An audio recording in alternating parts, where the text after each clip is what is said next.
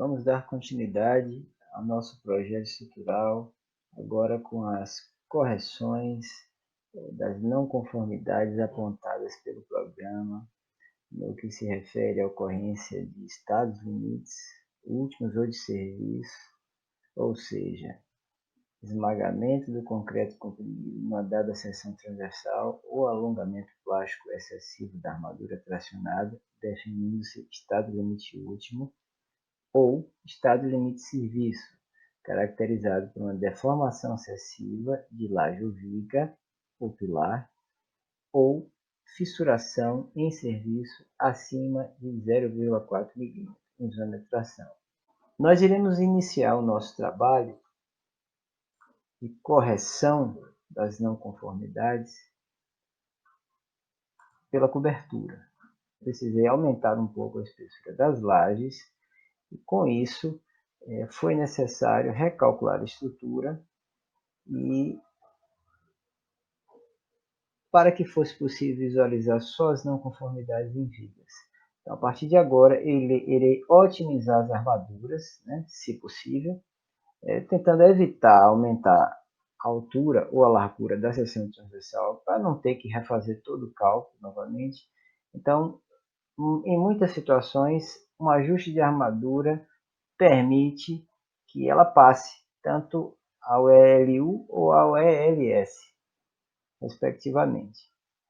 Uma coisa muito importante também de ser dita é que agora é o momento onde a gente otimiza as armaduras. Não é interessante ter detalhes de armadura com muitos recortes, porque isso encarece a obra. Haja vista que as barras de aço CA50 e CA60 também se compram em casas de materiais de construção no comprimento de 12 metros, como se chamam usualmente as varas de barras de aço.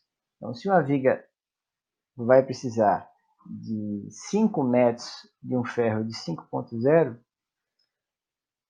eu vou ter que usar a sobra, o restante, em outro lugar. E se não tiver onde usar, eu perco esse aço. Então, 12 menos 5 são 7, eu perderia 7 metros. Então, otimizar as armaduras significa padronizá-las, procurar reduzir a quantidade de recortes, porque além de aumentar o custo de mão de obra, o tempo que se leva para montar uma armadura, cortar, dobrar e montar, há a questão também de aumentar o prazo de execução das armaduras. Então, isso impacta no prazo final da obra. É claro que eu preciso estar atento à questão do custo com relação ao aumento do peso, da quantidade de aço, o aumento das taxas de armadura em função do aumento dos diâmetros. Se eu vou otimizar os diâmetros, eu vou procurar usar diâmetros maiores na medida do possível, de modo a reduzir os recortes. Então, é preciso ter esse equilíbrio, né? Visando sempre a viabilidade técnica. Então, vejamos o detalhamento dessa viga contínua V1 para tentarmos entender aonde ela não está passando.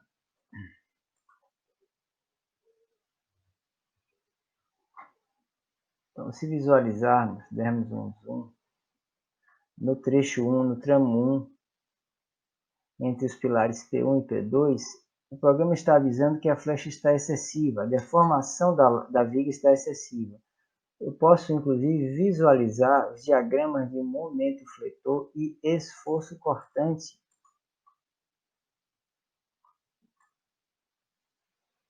no meu projeto, no meu detalhamento. Veja, interessante. Então, observe a quantidade de recortes de barra de aço que existem nesse primeiro tramo. Na face superior eu tenho ferro de 10, de 5 e de 20. Aqui eu vou deixar como está, porque o ferro de 5 é um ferro de montagem. É um ferro porta-estribo, melhor dizendo. A face inferior tem ferro de 10 e ferro de 8. Interessante aqui que eu reduzisse a quantidade de barras e aumentasse o diâmetro, buscando aí um detalhamento ótimo. Quanto menor a quantidade de barras a cortar e dobrar, eu reduzo o tempo da obra. Então, se eu tenho aqui 4 ferros de 10 e 2 de 8, eu tenho uma quantidade de aço de 4,2 centímetros quadrados. Eu vou tentar aumentar essas armaduras para que eu reduza essa flecha. Vou tentar aumentar a quantidade de aço para que eu reduza essa flecha. Inicialmente, eu vou substituir esses ferros de 10 por ferro de 2 e vou remover essa terceira camada. E vou atualizar a informação do detalhamento para ver se a mensagem de erro desaparece. Não, ainda não. Então, eu agora vou aumentar esse ferro de 10 para 12,5 e atualizar novamente a informação.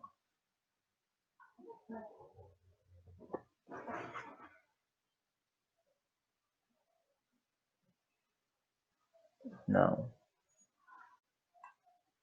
Mais uma vez, vou colocar mais uma camada, mais uma barra de aço na primeira camada.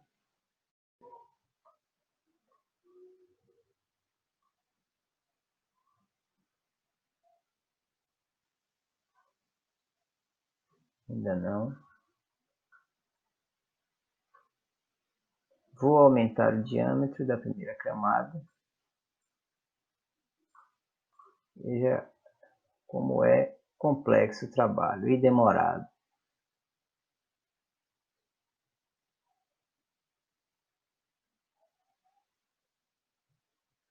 Ainda não. A informação de erro devido à flecha excessiva desapareceu.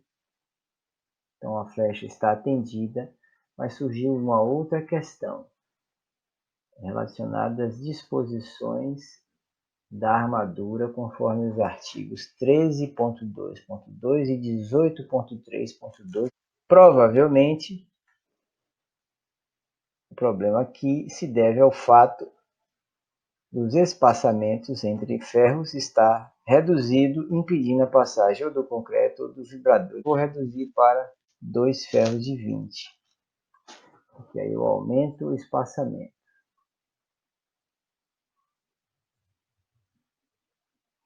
entre barras, permitindo a passagem do concreto e do vibrador de imersão. Pronto. Agora sim. Agora sim, a viga está de acordo. Então, não vou fazer isso em todos os tramos, porque senão o tempo seria demasiadamente longo. Então, aqui nós temos uma outra viga que a flecha também não está passando.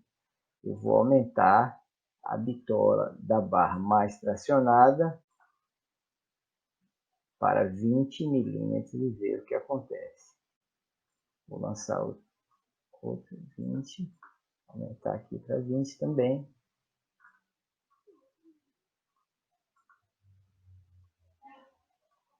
Atualizar a informação.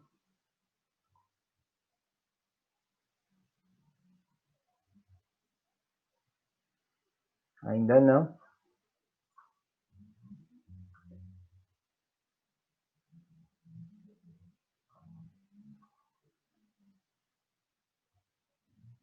Vou anexar, vou tentar aqui colocar mais uma camada de armadura.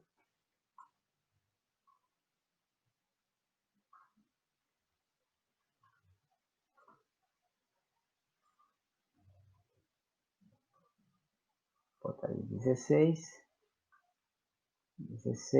dizendo não estourar a taxa de armadura máxima.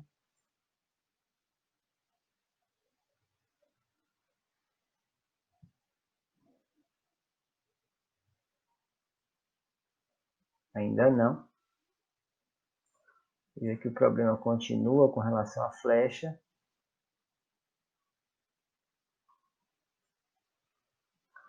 Então eu vou aumentar a bitola de mais uma camada. Atualizar a informação.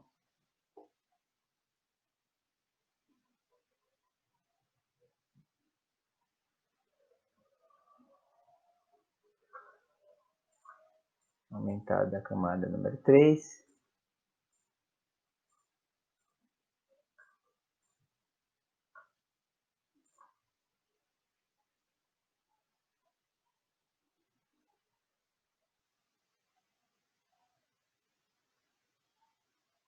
Ainda não.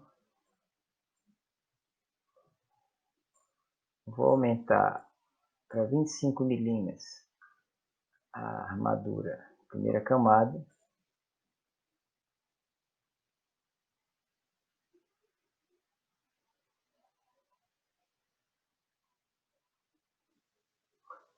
Ainda não. Vou aumentar as bitolas da armadura negativa para 16, 16.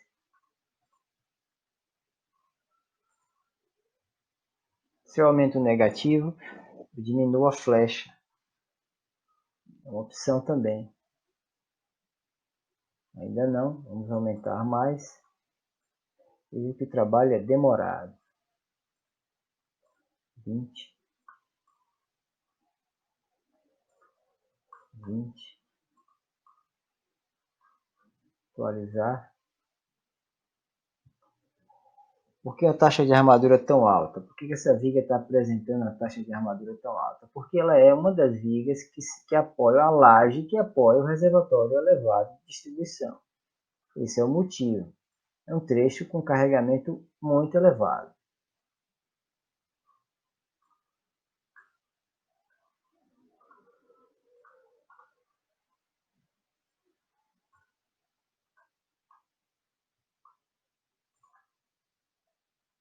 Já era esperado.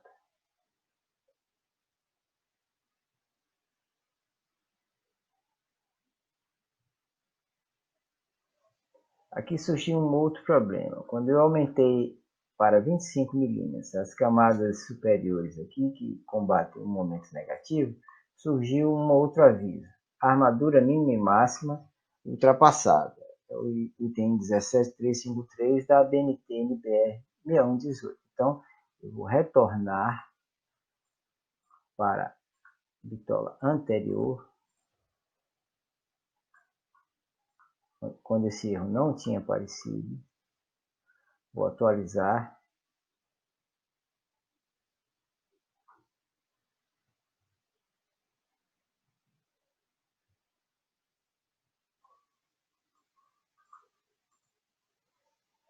E o que é que eu vou fazer? Observa-se que as taxas de armadura estão muito elevadas já. Se eu aumentar a camada número 2 para 25 também, provavelmente ele dê um novo aviso de erro.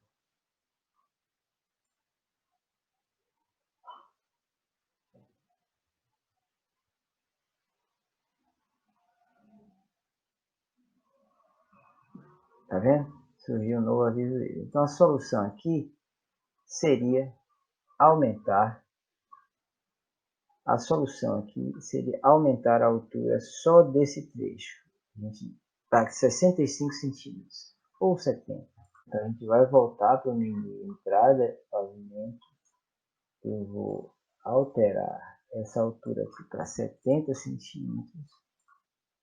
Aproveitar e fazer o mesmo com a de cá. Eu sei que é uma viga similar e essa. E vou rearmar vigas alteradas. É uma opção sem precisar calcular a estrutura toda. Rearmar vigas alteradas.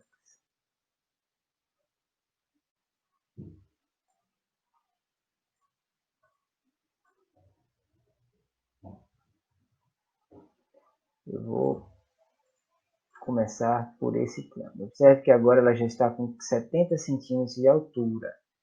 Então ela ainda está com problema de flecha, mas nós vamos alterar aqui os diâmetros e ver o que acontece.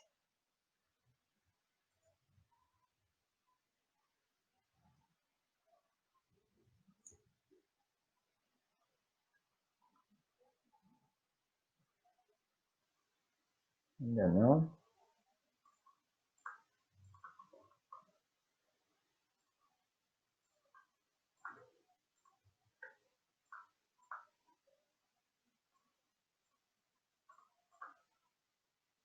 Rearmar. Não, por enquanto eu não vou alterar as armaduras negativas. Vamos tentar resolver isso só com as armaduras positivas. Só com o aumento dos diâmetros das armaduras positivas. Ainda não.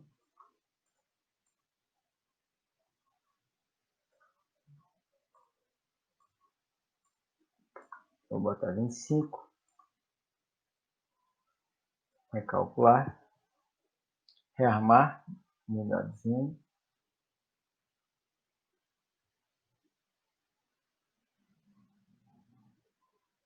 Ainda não.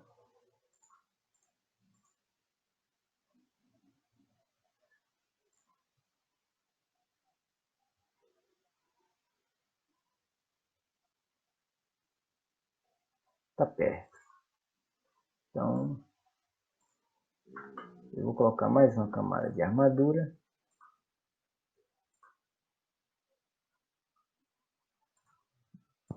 Aqui, 2 barras de 20.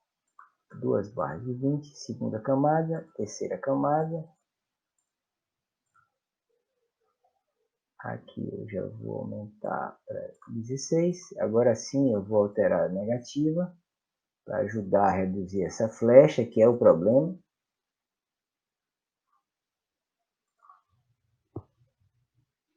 Por que é importante reduzir essas flechas? Elas não podem ultrapassar os limites admissíveis da norma brasileira, porque senão elas passou.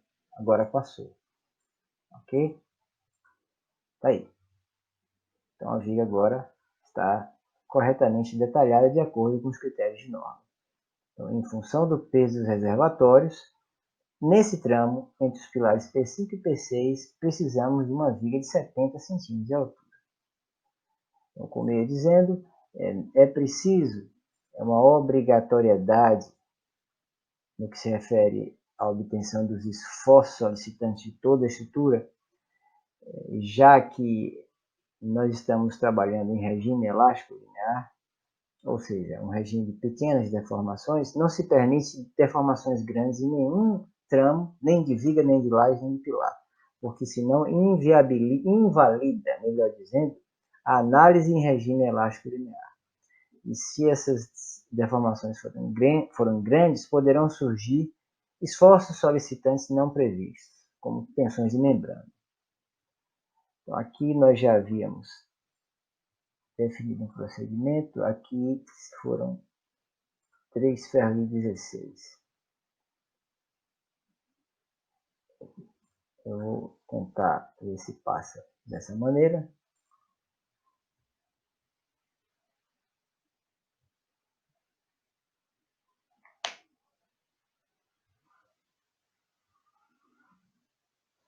Ainda não. E surgiu um outro problema. Posições relativas à armadura. Provavelmente se refere a espaçamento entre barras que está impedindo a passagem do vibrador de imersão ou do concreto. Então aqui, assimilar, eu vou proceder. Eu tenho aqui 5 ferros de 8, 5 vezes 0,5 dá 2,5. Então, 2 ferros de 16 aqui resolve com folga. 2 ferros de 16, eu posso tirá-los de cá e mandar atualizar as informações. É bom ter esses valores na memória de armaduras, conforme as bitolas, padrões comerciais, porque facilita o trabalho, para você não ter que consultar tabelas. Então, aqui ocorreu de novo o mesmo problema. Eu estou com um espaçamento reduzido, então eu vou colocar 2 ferros de 20. 2 ferros de 20. Vou ver agora.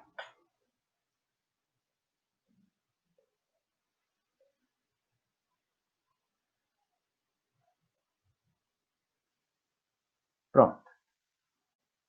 Resolvido o problema. Vamos corrigir agora o outro. Então, observe que eu tenho 6 barras.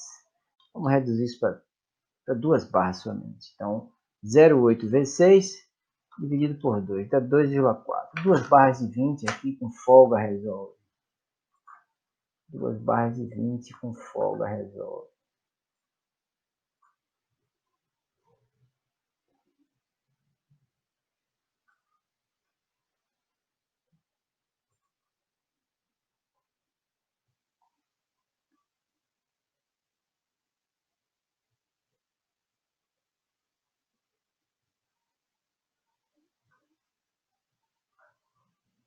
Problema de flash ainda.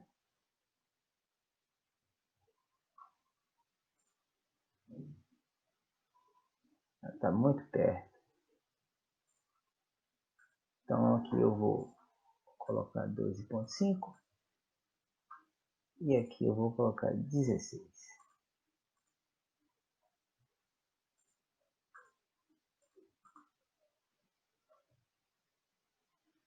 Insuficiência de armadura é problema de resistência, estado limite útil. Flash excessiva é problema de estado limite de serviço. É preciso de mais rigidez, o que a viga deforme menos. Então esse é o trabalho. Trabalho demorado, que envolve muita paciência e conhecimento teórico. Observe que agora a viga está concluída. As demais, apesar de não me agradar muito esses recortes todos, eu vou deixar assim, porque a obra aqui, o objetivo aqui é só didático. A gente não vai executar essa viga, não vai construir esse prédio, já está pronto.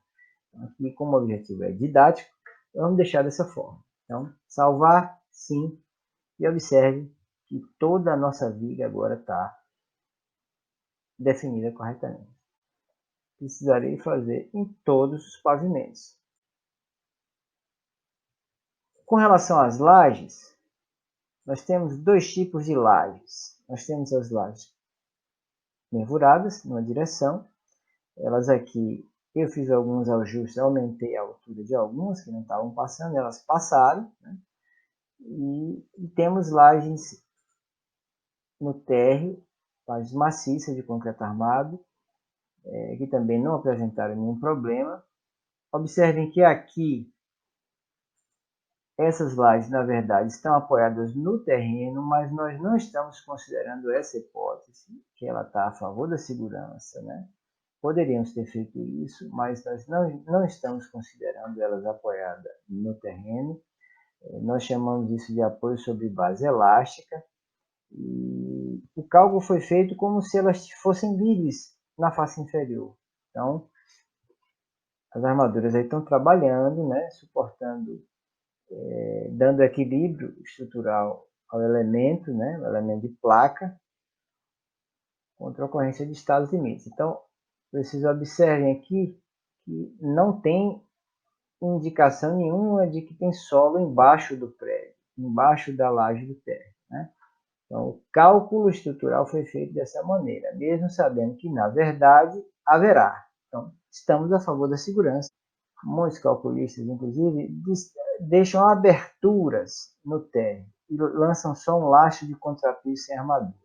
O que é também coerente e está a favor da economia, porque essa laje praticamente não vai trabalhar. Ela vai ficar apoiada no terreno compactado. O problema é quando houver variação de lençol freático, houver nível d'água surgente ou houver a possibilidade do solo sobre a base solapar, escorregar, e aí podem ocorrer buracos e recalques e levar o piso junto com os equipamentos que estiverem em cima, ou móveis, e destruir o patrimônio. Mas o importante também frisar aqui, antes da gente entrar no detalhamento, é que o método de cálculo, método de obtenção dos esforços solicitantes em regime elástico linear que o programa utiliza, assim como a grande maioria dos programas de cálculo estrutural, é o método dos elementos finitos, que é um método que divide o elemento ou de barra, ou de placa, ou de pórtico, ou de viga ou de pilar em elementos, em peças pequenas, vinculadas nas extremidades através de nós, onde cada nó está sujeito a determinados graus de liberdade, né? conforme a solicitação, conforme as restrições ao deslocamento, e esses pequenos elementos todos são montados num sistema de equações lineares matricial e os esforços são determinados. E essa forma colorida, esses diagramas coloridos que os programas nos fornecem, é o resultado dos esforços determinados através do método dos elementos finitos.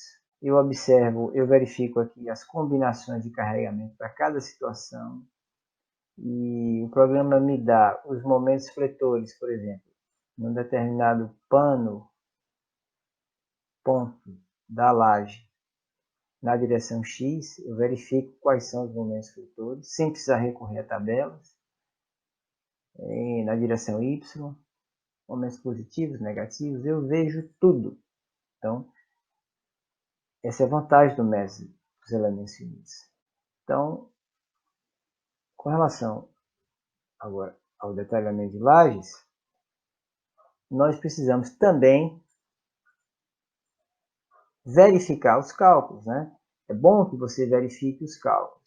Se eu quiser, por exemplo, ver quais são as armaduras que o programa me apresenta depois de ter feito o processamento e o cálculo, né? Ele me diz que num determinado vão haverá necessidade de ferros de CA50 6.3 a cada 13 centímetros com comprimento de 6,10 para combater um determinado momento fletor nessa direção. Se eu quiser na outra direção, na direção ortogonal, eu vou aqui em vista, transversal inferior, e o programa me mostra a mesma armadura. Através do método dos elementos finitos, e ver qual é o momento fletor que o programa determinou aqui para esse pano de laje, numa condição de carregamento, por exemplo, condição desfavorável. Ele tem uma opção aqui que me dá os esforços de dimensionamento. Então, o programa me diz que esse determinado pano de laje, que vocês estão vendo aí no centro da tela, atingiu um pico aqui, um momento fletor máximo na direção X, na face inferior, de 1,08 tonelada metro por metro. Direção Y é vertical, então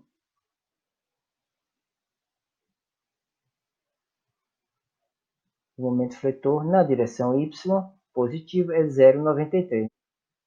Temos que verificar se os pilares estão atendidos de acordo com a norma brasileira.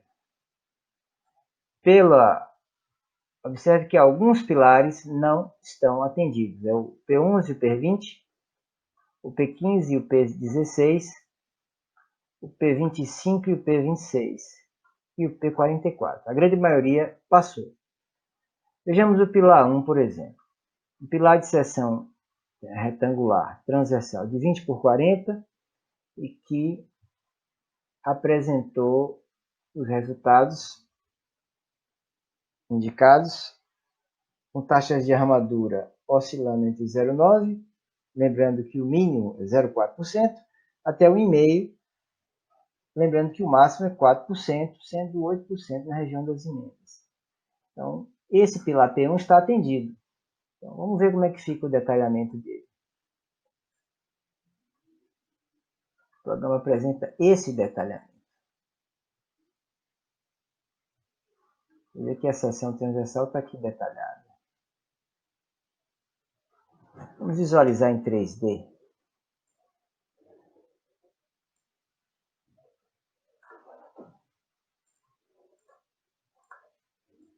Olha só. Está aí o nosso pilar.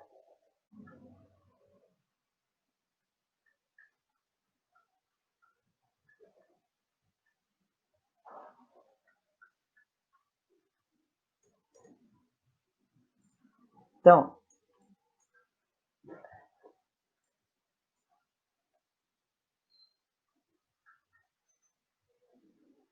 um ponto aqui interessante é que essas barras não se encontram. Observe que essas duas barras vêm do pilar inferior e ancoram no pilar superior. E essa barra do pilar superior nasce no pilar inferior, mas ela não tem emenda. O ideal é que elas sejam contínuas. Então, isso a gente pode ajustar no detalhamento, né? O mais usual aqui é colocar 4 ferros, né? Ou 6 ferros. 6 ferros. 6 ferros. E o detalhamento fica mais enxuto. Aqui também ó, é interessante que pode se permitir esses arranques, é usual colocar os arranques, mas veja que aqui tem um arranque, depois uma barra, logo depois emendada com outra barra. Então, o ideal é juntar essa primeira barra com essa segunda barra, para ficar um arranque só. Então, esse é um detalhe importante que P1, né? P1, vamos para o P1 aqui. Apagar essa barra que está. Pronto. Aí, na hora que a gente volta para o detalhamento, ela desaparece. Então, aí ficou uma coisa mais racional, mais inteligente, otimizada. A visualização em 3D está aqui. E observe que toda ela é contínua, sem descontinuidade.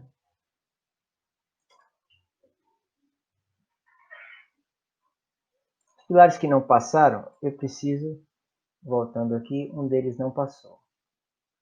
No pilar P1, eu fiz a alteração da quantidade de barras, ó, surgiu esse erro aqui, eu tenho que verificar do que é que se trata. Então, tem alguma coisa que não está passando, disposição relativa às armaduras, olha só. O programa ainda diz, conforme a norma brasileira, o que é que não está passando. Aí eu vou lá.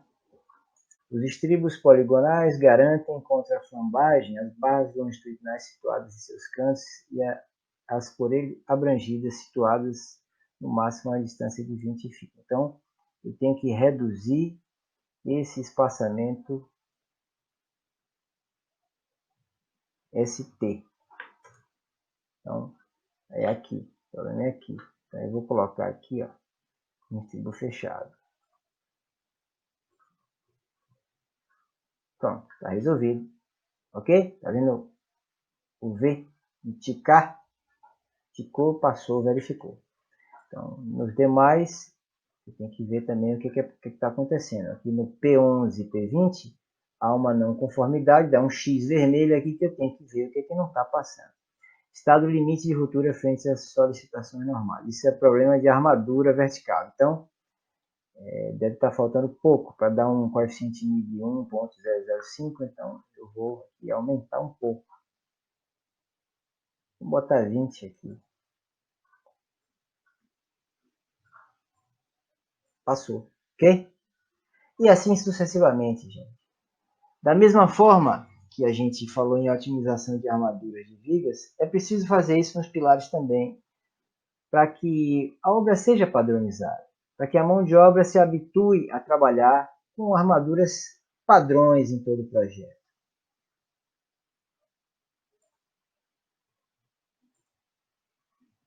Fundações.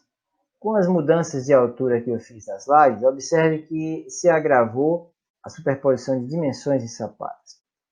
Antes disso, vamos verificar aqui como ficaram as dimensões de algumas sapatas. Essa P1, por exemplo. A P1 está com 2,50 por 2,50. 2,50 por 2,50 por 80 de altura. É uma sapata já de dimensões consideráveis. Então, as verificações estão todas atendidas. Se eu imprimir aqui o relatório, eu vejo que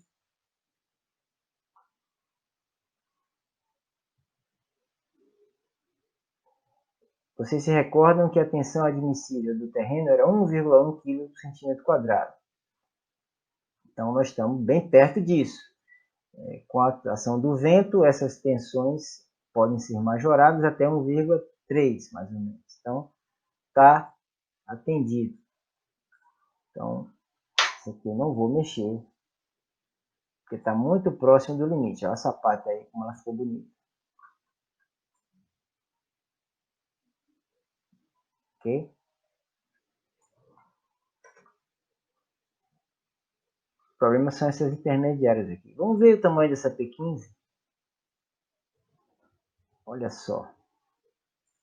Sapata de 4,40 por 4,40. Isso aqui não se faz. Uma sapata para uma obra desse porte, que tem 1,40 m de altura, uma dimensão em planta de 4,40 por 4,40, não. Aqui a gente vai ter que projetar um bloco sob estacas, né? Ou então fazer uma sapata associada para mais de um pilar, mas a distância entre o P15 e o P25 é considerável.